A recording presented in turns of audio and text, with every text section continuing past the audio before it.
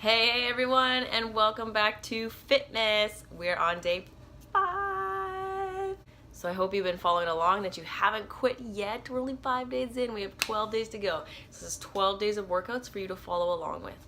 And make sure you're doing these in order. Make sure you're not doing, 2 lower body days in a row. And I hope you're having fun. So make sure that you like this video and that you subscribe for the giveaway at the end. And let's jump into today's workout.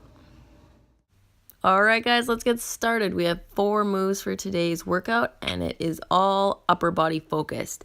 Our first move is a push-up again, but this is a pike push-up, a decline pike push-up.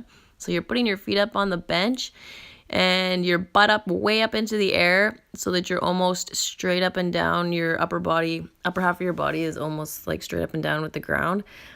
And then your arms are starting out straight, and then you're slowly bending them, lowering your head right towards the ground until it almost touches the ground and pushing back up.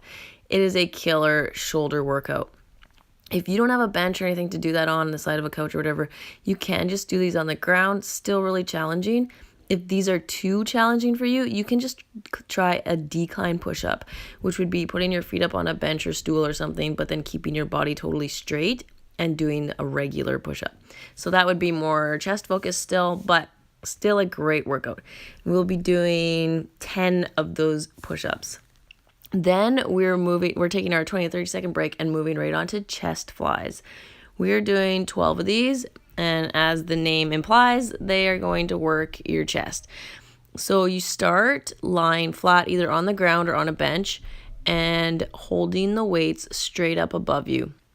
Then you are lowering the arms out to the sides. You have just a really small bend in the elbow, and you're going to lower those arms right straight out to the side, and then focus on squeezing that chest. Like, kind of think of it as like ladies squeezing the boobie area and bringing those weights up right back over top of you. So make sure you're fairly slow and controlled with these. Don't be flinging your arms out to the sides, especially with weights. You could definitely hurt your shoulder or something. And bringing them out and back in repeatedly 12 times, like I said. All right, and then we're taking our quick break and setting ourselves up for our next move, which is a single arm row to a tricep extension. So again, it's one of those sort of more complex movements. We're putting 2 into 1. And we're focusing on working the back as well as the tricep with this move. So you're going to start with your one hand and one knee on a bench, or you could start with them on the ground. I recommend a bench or something so that you can hang that other arm a little lower than what would be ground height if you were sitting on the ground. So if you have a side of a couch or like a longer bench or stool or something at your place, that will work well.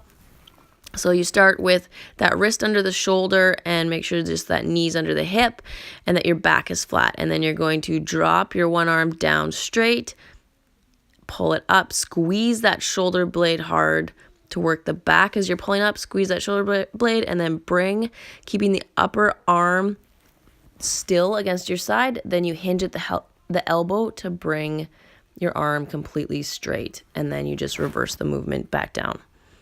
So as you pull up, you're working the back, and as you straighten out, it works the tricep. So we're going to do that 12 times on each side. So just switching right around and doing the exact same thing on the other side. While performing this move, you're also making sure that your body isn't rocking around all over the place. You're keeping it still and finding a weight that works for you. The tricep extension part, I'd say, is the harder part of it. So although it may feel a little easier to lift a weight in the row movement of it, once you do the tricep extension is when I really felt the burnout. So make sure that your weight isn't too heavy, but is heavy enough that it is enough of a challenge for you. And also keep that head straight. You see how my head is in line? It's not, I kind of dipped it a little there, but it's not dropped right down and hanging, and I'm not looking straight up in front of me and bending my neck a whole bunch. You want that spine just to stay right in a line. All right, and then we're just finishing this up, taking our quick break and moving on to our last move already, and that is 777 curls. So this is all curls, one movement, but just 3 different variations with 7 reps of each. So we're starting with full curls, which we just did the other day. So that's supinated grip, and you're just bringing them right up to the top and then lowering back down. This is all controlled. Like I said before too, make sure you're stabilizing that body. You're not rocking all over the place. So engage your core. Your legs are about shoulder width apart so that you're nice and stable down below, and you're just bringing those up. And then after 7 reps, you're just doing half curls. So now we're starting from the bottom and just bringing them up so that your forearms are parallel with the ground, and then back down. Then we do top half curls. So starting with your arms parallel to the ground, then you're bringing them all the way up to the top of the curl position. And we do 7 of those now. So it's 7 full curls, 7 of the bottom half curls, and now 7 of the top half curls all in one. And it just destroys your arms. As you can see, I had to shake that out after because that hurts. And that is it, guys. That is our upper body workout today.